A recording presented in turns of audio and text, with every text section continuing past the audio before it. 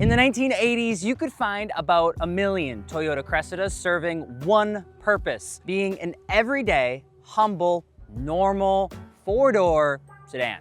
The purpose, usually, to be a taxi, which is exactly the opposite of what Alik did with his 1980 Toyota Cressida, because this thing is built from the bottom up to be an absolute piss missile. Alik, why? Because why not build something completely different than everybody else? Something that's never been done before. This is probably one of the coolest cars I ever came across as we were spending time in Tennessee. And actually, it's 6:30 at night, it's Sunday night, we're supposed to leave in like 5 hours, but I asked them if they could come meet us at the river because I wanted to show you guys this car, because it truly is one of, I almost want to say, two kinds. Now this is an 860 horsepower 2JZ? One JZ, fully built 1JZ. This is the power plant. This is the power plant. This is the crazy one with the crazy paint. How long did it take? The total progress of everything, including paint and engine and interior and everything, was total of 3.5 years. 3.5 years. And out of every car that you could build, why did you choose a Toyota Cressida? Why did you choose to cut out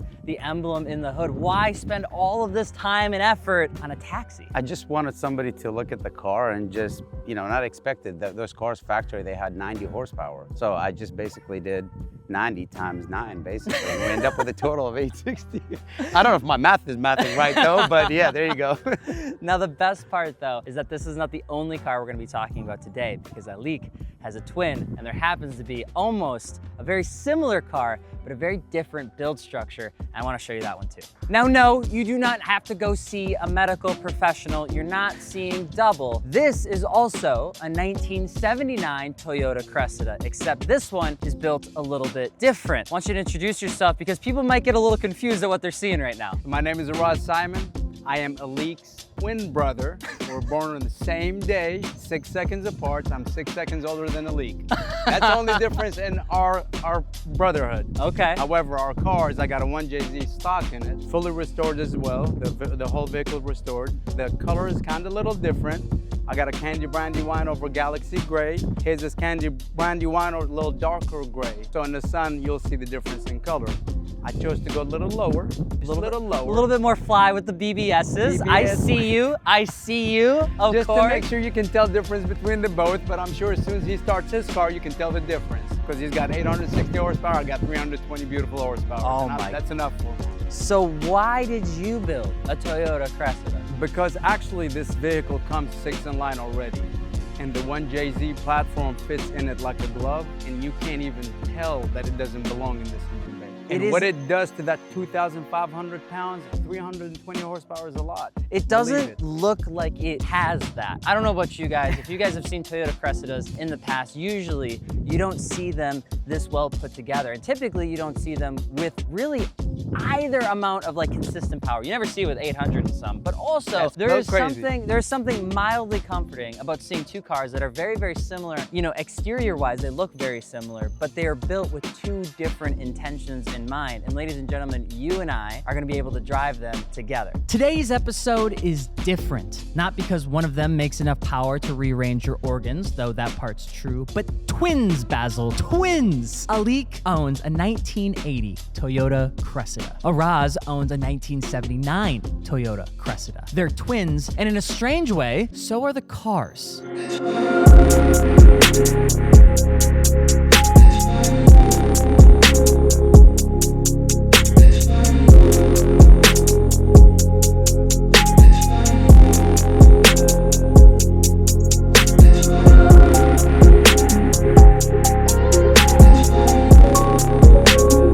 These things are gorgeous in the way old Toyotas get when the right people find them. And I need to show you this. You guys have to see these cars because the lines are simple. The proportions are honest. 4 doors, long roof line, big glass, and a bitchin' rear end design. And no fake aggression baked into the body from factory. But if you take a closer look at these cars, you start to see a little nature versus nurture argument happen between these two. I met both of them at Riverside 11, the day after filming Matt's GTR and Carl's off the RX-7. And I wasn't even sure I'd be able to shoot these cars. The next day was loadout, everything was getting tight, and the schedule was already doing what event schedules do, make you unavailable. But after a short maternity shoot that I was doing nearby, I told them that if they wanted to drive up to Raccoon Park, I would make the time, and they didn't hesitate. A brief chat told me that the reason they chose Cressidas goes back to their father, who had a Cressida. He was a mechanical engineer, spoke 4 languages, had a dealership, and he ended up around these cars long before either of them knew what they'd come to mean later. For Alik, the Cressida bug struck early. He loved how these cars were different things in different parts of the world, and the idea of one of these being a rocket ship as a car was encouraging to him. Now that would have been enough by itself, but life did its ugly thing. Originally, the goal was to build this car and show his dad what he'd done with it, but before he could, their father was diagnosed with cancer and passed away before he got the chance. I think it fueled them both, because both of these cars are nothing short of incredible. You see, Alik's the kind of owner you understand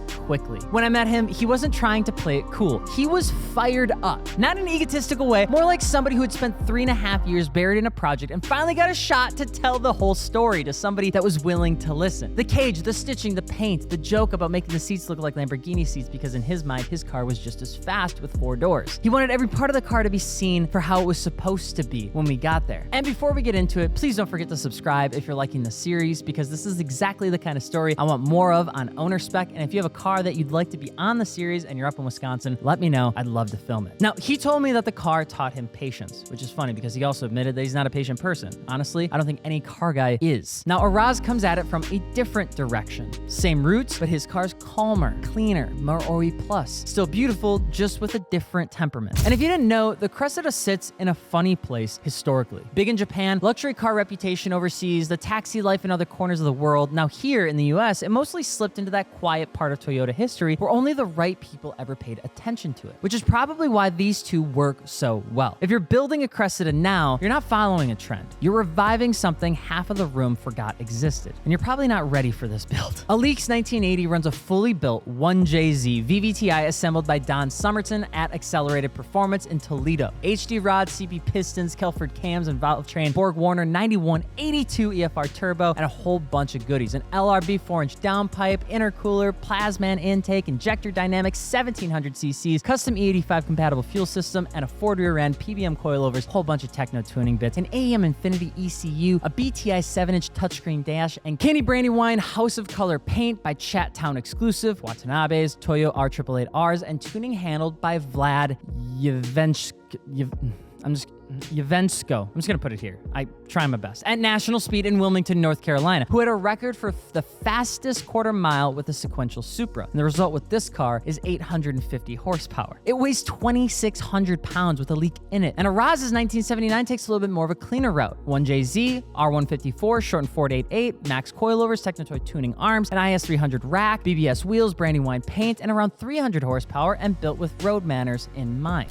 All right, for starters, I need to get a baseline of what a Cressida is supposed to feel like. So we're hopping in yours first. Yes, so it's basically a Cressida back in the day in 1979, 1980. It was a luxury vehicle. Everything is power. You got power windows, power antennas. That's what it's supposed to be. A very classic Lexus, because 1992 they stopped making Cressida and Lexus started. Ah, okay. Let's get into it. Take me for a drive. Let's see what we got it. going on. So one of the things you guys got to remember, anytime I've seen people build cars, there's 2 choices you can make. Right. You can go the popular route, right? You pretty much get good consistency, right? Good aftermarket support, good people know how to modify them. They're usually a little bit cheaper. Or you go what I call off meta. You get something older, a little different, something that needs a little bit more fabrication, a little bit more work, but the reward is extraordinary. We love that challenge. Yes, you have done it so well. I'm looking at AEM gauges inside the center console, right next to what I think is your original climate control systems, next to a cigarette lighter, and you got your OG tuning and radio in here, while also having a 1JZ popping around. So beautiful, right? This is great. And so what sort of suspension are we having in here? I got parts by Max for coilovers. The rear end is 488, fully custom shortened, and the transmission is R154 from a Toyota Supra. The steering box is converted with IS300 rack and pinion, and then the beautiful 1JZ in there. That's perfect. And this will shock you just with the power it has on a stock 1J. his, it's not Just unreal. not realistic, man. Not real. It's really not realistic. Ooh. It is perfect. I'm assuming because you're brothers, there's a little bit of competition between the both. Yes. What would you say yours has that you love so much that his is lacking? My color. The color. Yes, because when it's sunny outside, this car does not look this color. It's full bright red. As red as it can get. And you just love that color. I more. love that color, and I love the way it rides, how low it is. That's my style. I like to ride low. So how long did it take for you to build this one? For me, 2 years. 2 years, so a little bit For shorter. It is shorter. Like I said, my twin brother's engine is fully built. So, you have the engine builder has to deal with that part, and he's out of town. His engine builder actually is the guy that builds every single 2JZ on the track that you see. I believe his name is Jay, I believe. Okay. But he's not from Chattanooga, Tennessee, so Okay. I tried to keep this as close as I can to its original condition. Okay. I tried to give it that old 1979 look. We would call that OE plus. A little OE bit of an plus. OE plus. That is correct. Not anything too crazy. Obviously, OE plus doesn't have this lovely. This isn't Alcantara. This is it's suede, not right? Yeah, it's suede. It's not Alcantara, but I did this myself in my garage. So all the door panels the same way. I did those in the garage, which my twin brother's Alcantara CNC stitching on it, like a Lamborghini stitching, and you'll see that difference once you get in that car. I've actually built this car to hand it over to my daughter when she turns 21. Really? That's So beautiful. she will carry that legacy, and it's something I built with my own hands. She can have it. I love that.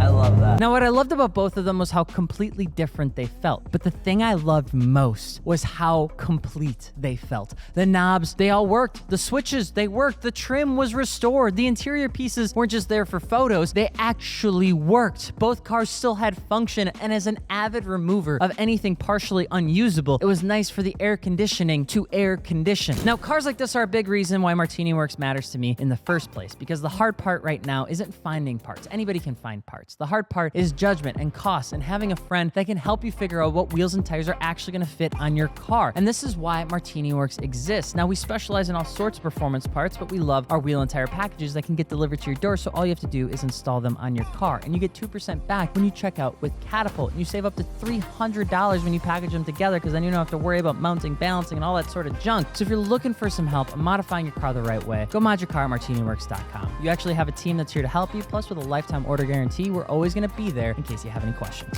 Safety first. I have a feeling I'm gonna need it here.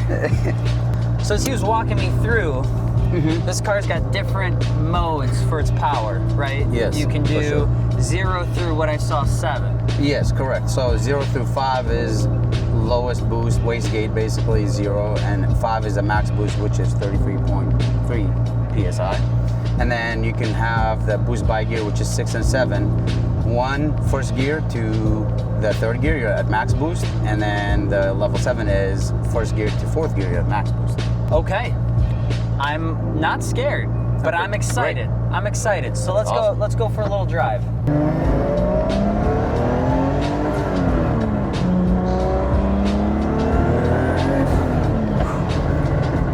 So the other one sounds like a 1J. This Right. sounds like a pissed off raccoon. Pretty much. It sounds like more like a downpipe, 4-inch downpipe all the way to the back. Yeah, it pretty much just it's fully loaded. So I have to ask the same question. Why a Cressida? Why not go get a Supra? Well, I do have an MK4 Supra. Okay. However, I wanted to build something completely different. I wanted to do one of a kind, and I do believe right now this is the fastest Cressida in the U.S. that I know of. Okay. So you just wanted something different. That's what made it work. I like different. Different is special to me. It meets the part. I don't think I've ever seen this before. But what I love is that you still, in the 300 horsepower, your brothers, I was kind of fawning over the OEM equipment that he had in it. Right. But you have the same stuff. I still see the original OEM AC. setup, yeah. I see the OEM radio that has the lights, like nothing's cut out and replaced by a piece of plastic. It's still there. The only thing is different is the BTI gauge. Okay. He has a factory gauge. I do have a BTI gauge because I need to change some things on the fly. It depends on the need. And we got a roll cage in the back in case we flip. So life is good and safe. Let's hear it a little bit.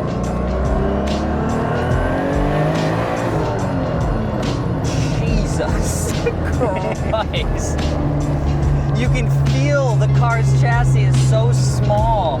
It doesn't know where to put the power. It's just forcing it through the drivetrain. Right, and this was on a low boost as well, so. Oh my God. That is insane. Little rolling anti-lag action. Smokes. So then what in your mind makes your car better, in your opinion, from your brother's? What do you like more? I wouldn't say better, I would say it's just different, right? I think his car's perfect cruiser, no issues. Mine is a little bit built to go fast. I'd like to put this thing on jack strip and see what the car does, you know? So what comes after a car like this? What comes after this? Yeah. Definitely a 1,500 horsepower Supra. I think we can turn this up a little bit more though, but I definitely have to change my transmission setup. But I would like to get this car to the 4 digits for sure. Okay. And nobody wants to talk about how much money they spent on a car. We know it was a lot of money. So I won't ask you to tell me how much, because I know. But was it worth it? Like in your mind, when you look at this car, was it worth it? Absolutely. Yeah. I'd do it again. Do it again in a heartbeat. I'd do it again in a heartbeut, right? It's the crazy thing about being a car guy, man. It doesn't make sense, and sometimes that's why you do it. You only live once. You're not wrong. All right, one little one for the way home.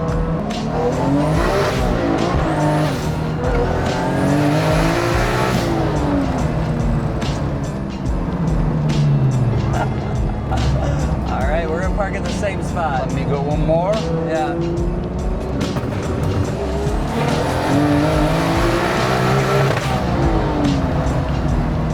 Wanted to give you the full experience of the popping and banging at the end. That is of 8,000 RPM. That my brain can't even fathom what just happened in this tiny little car. It's such a small car to be doing all these noises. My hands are they're sweaty. They're sweaty right now because of that. Now, I got to ride in Araz's first, and the car's good immediately. It sounds like a 1J should. Then I got into Aleek's, and I didn't even get to drive it, which technically breaks the rules of the series, but honestly, I didn't need to, because riding in it told me plenty. The car is a monster. The rolling lag, the selectable tunes in the touchscreen dash, the harness, the way the whole thing loads up and just goes. It's one of the fastest cars I think I've ever ridden that still feels like a unit. If Araz's car sounds like a JZ engine, Aleek's car sounds like an F-18. What stayed with me most was how clearly these two cars explained the people behind them. Araz's felt like the version you'd actually want the keys to on a long Sunday drive, whereas Aleek's felt like the version built after years of thinking about what could this car actually do. And the excitement never felt fake. They both wanted the story out there. They wanted somebody else to understand what 3.5 years of chasing parts, waiting on shops, solving problems, building around grief, and trying to finish something his father never got to see had finally turned into. And outside the cars, he's stayed in touch since then. Supported Martini Works, supported me personally, checked in on B and me as we've gone through IVF, and they're just good people. The kind you're glad you met before you even got into what the car story even was. And that changes to me how a car sits personally, because cars don't show up alone. They bring the people with them. Sometimes those people are rubbish, and other times they become your friend for the rest of your life. Some episodes on this new series work because one car does everything. This one works because two cars split the job. Cars that individually already tell incredible stories, but together this feels like a complete one. One that shows that no matter where in the world you go, there's always a build that speaks to someone who went through something in their life that created a catharsis. And this one is something I really wanted to share with you. So follow their journey below. It'll be in the description if you want to follow their Instagram. Don't forget to subscribe. And if you like this video, let me know. It'd mean the world.